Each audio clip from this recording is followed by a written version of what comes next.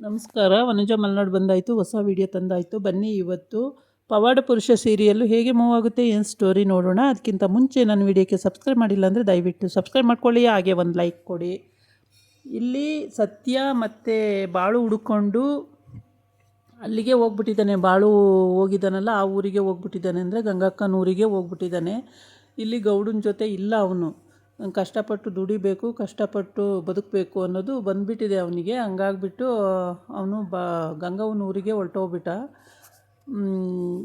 ಬಾಳು ಹೋಗಲ್ಲ ಅಂದ್ರೂ ಅವರಪ್ಪ ಭಾಳ ಹಿಂಸೆ ಮಾಡಿ ಕಳಿಸ್ಬಿಟ್ಟ.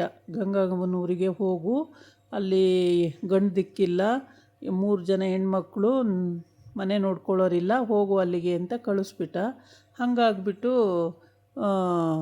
ಬಾಳು ಬಲವಂತವಾಗಿ ಗಂಗವ್ವನ ರೂಮಿಗೆ ಸತ್ಯವನ್ನು ಕರ್ಕೊಂಡು ಹೋಗ್ಬಿಟ್ಟ. ಇವಾಗ ಬಾಳು ಅಲ್ಲಿ ಕುರಿ ಕಾಯೋದೇ ಅವ್ರದ್ದು ಕಸುಬಾಗಿರೋದ್ರಿಂದ ಕುರಿಗಳನ್ನು ಕಾಯಿದ್ರೆ ಅವರಿಗೆ ಕೆಲಸ ಸಂಬಳ ಬರುತ್ತೆ. ಹಾಗೆ ಎಲ್ಲೋ ಎಲ್ಲೋ ಸೇರ್ಕೊಂಡವನೇ ಕುರಿ ಕಾಯೋಕ್ಕೆ ಅನ್ನಂಗೆ ಆ ಥರ ಈ ಬಾಳುನು ಅದೇ ಕೆಲಸ ಸತ್ಯನೂ ಅದೇ ಕೆಲಸ ಮಾಡ್ತಾನೆ.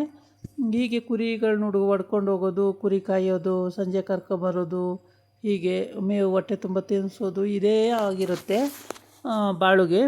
ಆಮೇಲೆ ಬಾಳು ಏನು ಹೇಳ್ತಾನೆ ಅಂದರೆ, ಸತ್ಯವಂಗೆ ಮತ್ತು ನಾನು ತುಂಬ ದೂರ ಹೋಗ್ತೀವಿ ಕುರಿಗಳು ಹೊಡ್ಕೊಂಡು, ತುಂಬ ದಿನ ಬರೋದು ಲೇಟ್ ಆಗುತ್ತೆ, ಕುರಿ ಮಂದೆ ಥರ ಕಾಯ್ಕೊಂಡು ಹೋಗ್ಬಿಡ್ತೀವಿ ನಾವು, ಆಮೇಲೆ ಯಾವಾಗಾರು ಒಂದ್ಸಲಿ ಬರ್ತೀವಿ ಅಂತ ಹೇಳ್ತಾನೆ. ಅದಕ್ಕೆ ಸತ್ಯವ ಒಪ್ಪಿರಲ್ಲ, ಅವ್ರ ಅವನ್ನ ಕೇಳಬೇಕು ಅಂತಾಳೆ. ಈ ಕಡೆ ಸುಂದ್ರವ್ವ ಭಾಳ ಬೇಜಾರು ಮಾಡಿಕೊಂಡು, ಊಟ ಬೇಡ, ತಿಂಡಿ ಬೇಡ, ಕೆಲಸ ಬೇಡ, ಏನೂ ಬೇಡ, ಬೇಜಾರು ಮಾಡ್ಕೊಂಡು ಕೂತಿರ್ತಾಳೆ ಯಾವಾಗಲೂ. ಆಮೇಲೆ ಹತ್ರ ಬಂದು ಗಂಡ ಸುಂದ್ರ ಅಂತ ಕರಿತಾನೆ, ಆದ್ರೂ ಇವಳು ಮಾತಾಡಲ್ಲ. ಮತ್ತೆ ಸುಂದ್ರ ಅಂತ ಕರಿತಾನೆ, ಮತ್ತೂ ಮಾತಾಡಲ್ಲ. ಇವಳೇನೋ ಯೋಚನೆಯಲ್ಲಿ ಕೂತಿರ್ತಾಳೆ. ಆವಾಗ ಹತ್ರ ಬರ್ತಾನೆ, ಇನ್ನೂ ಹತ್ರ ಬಂದುಬಿಟ್ಟು ಕೂತ್ಕೊಂಡು ಅಲ್ಲಿ ಕರೀತಾನೆ. ಸುಂದ್ರ ಅಂತಾನೆ, ಮತ್ತೂ ಮಾತಾಡಲ್ಲ. ಅಂದರೆ ಅವಳು ಬಾಳುನ ಬಗ್ಗೆನೇ ಯೋಚನೆ ಮಾಡ್ತಾಯಿರ್ತಾಳೆ, ಹಾಗಾಗಿ ಮಾತೇ ಆಡಲ್ಲ. ಆವಾಗ ಸುಂದ್ರಂಗೆ ಏನಾಗಿದೆ ಅಂತೇಳ್ಬಿಟ್ಟು ಹತ್ರಕ್ಕೆ ಬಂದು ಕೂತ್ಕೊಂಡು, ಸುಂದ್ರ ಅಂತಾನೆ. ಆವಾಗ ಏನು ಕರೆದ್ರಾ ಅಂತಾಳೆ. ಆವಾಗ ಹೌದು, ನೀನು ಏನು ಯೋಚನೆ ಮಾಡ್ತಿದ್ದೆ, ಯೋಚನೆ ಮಾಡ್ತಾನೆ ಕೂತ್ಕೊತಾರ ಯಾರಾದರೂ, ಏನಕ್ಕೆ ಯೋಚನೆ ಮಾಡ್ತಿದ್ದೀಯಾ, ಆರಾಮಾಗಿ, ಅವಳು ಮಗಳೇ ತಾನೆ, ಗಂಗಾ ಮಗಳ ಮನೇಲಿದ್ದಾನೆ, ನೀನು ಯಾಕೆ ಯೋಚನೆ ಮಾಡಬೇಕು, ಹಂಗೆ ಹಿಂಗೆ ಅಂತ ಹೇಳ್ತಾನೆ. ಆದರೆ ಅವಳು ತುಂಬಾ ಫೀಲಿಂಗ್ ಮಾಡಿಕೊಂಡು ಅವನ ಜೊತೆ ಎಲ್ಲ ಹೇಳ್ಕೊತಾಳೆ. ಇಷ್ಟೆಲ್ಲ ನೋವಿಟ್ಕೊಂಡು ನೀನು ಸುಮ್ಮನೆ ಇದ್ದೀಯಲ್ಲ ಇಲ್ಲಿವರೆಗೆ, ನನ್ನ ಹತ್ರನಾರು ಹೇಳ್ಕೋಬೇಕಲ್ವ, ಮನಸ್ಸು ಹಗುರ ಆಗ್ತಿತ್ತು ಅಂತಾನೆ. ಅದಕ್ಕೆ ಅವಳೇ ಸುಂದ್ರವ್ವ ಹೇಳ್ತಾಳೆ, ಏನು ಹೇಳಲಿ ನಾನು, ನೀವೇ ತಾನೇ ಕಳಿಸಿದ್ದು ಬಲವಂತ ಮಾಡಿ, ಏನು ಹೇಳಲಿ ನಾನು ಅಂತಾಳೆ. ಆಮೇಲೆ ಸರಿ ಬಿಡು, ಅಲ್ಲಿರ್ತಾನೆ ಹೆಂಗೋ, ಇಷ್ಟೆಲ್ಲ ನಿಂಗೆ ನೋವಾಗುತ್ತೆ ಅಂದರೆ ನಾನು ಕಳ್ಸೋಕ್ಕೆ ಹೋಗ್ತಿರ್ಲಿಲ್ಲ ಅಂತ, ನೀವೇ ಬಲವಂತವಾಗಿ ಕಳಿಸಿದ್ದು, ಅವನು ಹೋಗಲ್ಲ ಅಂದ, ನೀವೇ ಬಲವಂತವಾಗಿ ಕಳಿಸಿದ್ದು ಅಂತ ಅಳ್ತಾಳೆ, ಬಿಕ್ಕಿ ಬಿಕ್ಕಿ ಅಳ್ತಾಳೆ. ಆಮೇಲೆ ಸರಿ ಬಿಡು ಹೋಗಲಿ ಅಂಥೇಳಿ ಸಮಾಧಾನ ಮಾಡ್ತಾನೆ. ಅವಳಿಗೆ ಏನೇ ಸಮಾಧಾನ ಮಾಡಿದ್ರೂ ಸುಂದ್ರವ್ವಗೆ ದುಃಖ ನಿಲ್ತಾ ಇಲ್ಲ. ಯೋಚನೆ, ಮಗ ಅಷ್ಟು ಅಂದರೆ ಒಂಥರ ಅವನ್ನ ತುಂಬ ಹಚ್ಕೊಂಬಿಟ್ಟಿರ್ತಾಳೆ. ಹಾಗಾಗಿ ಮಗ ಅಂದ್ಕೊಂಡು ತುಂಬಾ ಇಷ್ಟಪಡೋವಂಥ ಮಗ ಆಗಿರ್ತಾನಲ್ಲ, ಹಂಗಾಗಿ ಅವಳಿಗೆ ಅವನು ಬಿಟ್ಟಿರೋದು ಸ್ವಲ್ಪ ಕಷ್ಟ ಆಗುತ್ತೆ. ಆದರೂ ಏನೂ ಮಾಡೋಕ್ಕಾಗಲ್ಲ, ಯೋಚನೆ ಮಾಡ್ಕೊಂಡು ಕೂತ್ರೂ ನಡೆಯಲ್ಲ. ಈ ಕಡೆ ಸತ್ಯವ್ವ ಬಾಳು ಸತ್ಯವ್ವನ ಮನೆಯಲ್ಲೇ ಇರ್ತಾನೆ. ಹೀಗೆ ಬೆಳಗ್ಗೆ ಕುರಿ ಕಾಯಕ್ಕೆ ಹೋಗೋದು, ಸಂಜೆ ಬುತ್ತಿ ಎಲ್ಲ ಕಟ್ಕೊಂಡು ಹೋಗೋದು, ಸಂಜೆ ಮತ್ತೆ ಮನೆಗೆ ಬರೋದು, ಇದೇ ನಡೀತಾ ಇರುತ್ತೆ. ಒಂದು ದಿವಸ ಅಷ್ಟು ಜನಕ್ಕೂ ಬುತ್ತಿ ಕಟ್ಟಿಸ್ಕೊಂಡು ಹೋಗಿರ್ತಾನೆ. ಆ ಬುತ್ತಿನ ಎಲ್ಲರೂ ತಿಂದುಬಿಟ್ಟು ತುಂಬ ರುಚಿಯಾಗಿದೆ, ಯಾರು ಮಾಡಿದ್ದು ಬಾಳು ಅಂತ ಕೇಳ್ತಾರೆ. ಇನ್ಯಾರು ಮಾಡ್ತಾರೆ, ಗಂಗವ್ವ ಮಾಡಿದ್ದ, ಸತ್ಯವ್ವ ಮಾಡಿದ್ದ ಅಂತ ಮಾಡಿರ್ತಾರೆ ಮನೆಯಲ್ಲಿ, ತಿನ್ನು ಅಂತೇಳಿ. ತುಂಬ ಚೆನ್ನಾಗಿದೆ, ರುಚಿಯಾಗಿದೆ, ಎಷ್ಟು ಚೆನ್ನಾಗಿ ಮಾಡೋರೆ ಬುತ್ತಿ ಎಲ್ಲ ಅಂತೇಳ್ಬಿಟ್ಟು ಮಾತಾಡ್ತಾ ಇರ್ತಾರೆ. ಹಾಗೆ ಸತ್ಯವಂಗೆ ಒಂದೊಂದು ಸಲ ಬಾಳು ಮೇಲೆ ಕೋಪನೂ ಬರುತ್ತೆ, ಒಂದೊಂದು ಸಲ ಅಂದರೆ ಕನಿಕರನೂ ಬರುತ್ತೆ. ಹೀಗೆ ತುಂಬಾ ಕನಿಕರ ಪಡ್ತಾಳೆ ಒಂದೊಂದು ಸಲ ಇದು ಮಾಡ್ತಾಳೆ. ಆಮೇಲೆ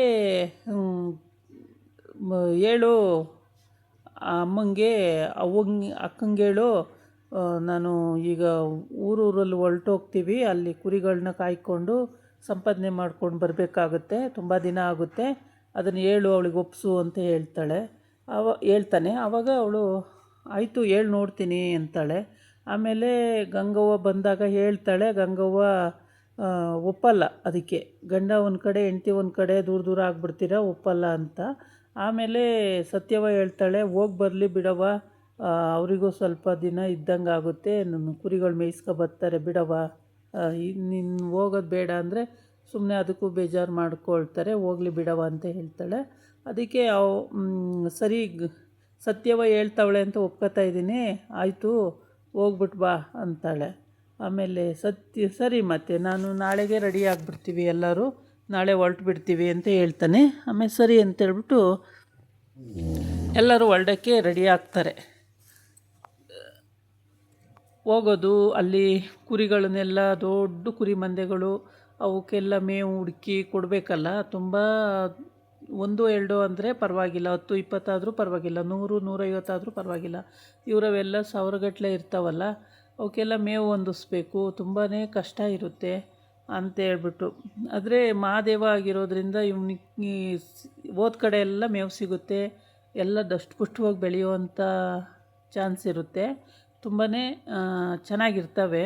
ಆದರೆ ಇಲ್ಲಿ ಬಾಳೋದೇ ಬೇರೆ ದಾರಿ, ಎಲ್ಲರದು ಒಂದು ದಾರಿ ಆದರೆ ಬಾಳೋದೇ ಇನ್ನೊಂದು ದಾರಿ ಅನ್ನಂಗೆ ಆಗಿದೆ. ಬಾಳು ನಾಳೆ ಏನಾಗುತ್ತೆ ಅನ್ನೋದನ್ನು ಅವನಿಗೆ ಗೊತ್ತಿರುತ್ತೆ ಹೊರತು ಬೇರೆಯವ್ರಿಗೆ ಗೊತ್ತಿರಲ್ಲ. ನಾವೆಲ್ಲಿ ಹೋಗ್ತೀವಿ ಅನ್ನೋದು ಅವನಿಗೆ ಗೊತ್ತಿರುತ್ತೆ, ಬಾಳುಗೆ ಬೇರೆಯವ್ರಿಗೆ ಗೊತ್ತಿರಲ್ಲ. ಹೀಗೆ ಅವ್ರದ್ದು ದಿನಾನೂ ಇದೇ ಥರ ಆಗ್ತಾಯಿರುತ್ತೆ. ಇವನು ಒಂದು 5-6 ಜನ ಥರ ಸಂಘ ಕಟ್ಕೊಂಡು ಹೊರಟು ಬಿಡೋದು ಅಂತ ತೀರ್ಮಾನ ಆಗಿದೆ. ಹಾಗೇ ಮಾಡ್ತಾನೆ ಕೂಡ ಬಾಳು. ಒಂದು 5-6 ಜನ ಅಂದರೆ ಸತ್ಯನೂ ಸೇರ್ಕೋತಾನೆ, ಅದ್ರ ಜೊತೆಗೆ ಸಂಧ್ಯನೂ ಸೇರ್ಕೋತಾನೆ. ಎಲ್ಲರೂ ಸೇರಿಕೊಂಡು ಹಿಂಗೆ ಊರು ಸಂಚಾರಿಯಾಗಿ ಹೋಗ್ತಾ ಇರೋದೆ. ಅಲ್ಲಿ ಒಂದು ಬಿಡಾರ ಹುಡ್ಕೊಳ್ತಾರೆ, ಅಲ್ಲಿ ಉಳ್ಕೊಳ್ಳೋದು, ಈ ರೀತಿ ಮಾಡ್ಕೊಳ್ಳೋದು ಅಂತ. ಸತ್ಯವ ನೀನು ಹೋಗಿದ್ರೆ ಚೆನ್ನಾಗಿರೋದು ಜೊತೆಗೆ ಅಂತ. ನಾನು ಎಲ್ಲೆಲ್ಲಿ ಹೋಗೋಕ್ಕಾಗುತ್ತವ, ಅವರೇನೋ ಹೋಗಿ ಎಲ್ಲೆಲ್ಲೋ ಇರ್ತಾರೆ, ನಾನು ಹಂಗೆಲ್ಲ ಇರೋಕ್ಕಾಗಲ್ಲ ಕಣವ ಅಂತ ಹೇಳ್ತಾಳೆ.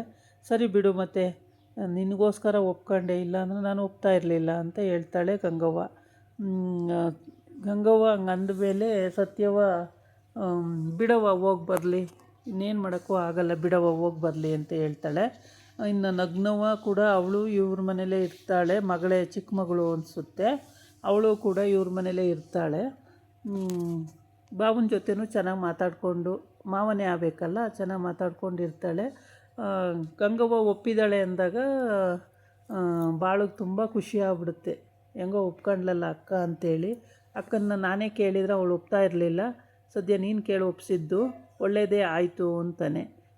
ಆಯಿತು ನಾನು ಒಪ್ಸಿದ್ದೀನಿ, ನೀವು ಮತ್ತೆ ಹೋಗ್ಬಿಟ್ಟು ಅಲ್ಲೇ ಉಳ್ಕೊಬಿಡ್ಬೇಡಿ, ಬಂದುಬಿಡ್ಬೇಕು ಬೇಗ ಅಂತಾಳೆ. ಆಯಿತು ಬರ್ತೀನಿ ಬಿಡು ಅಂತಾನೆ.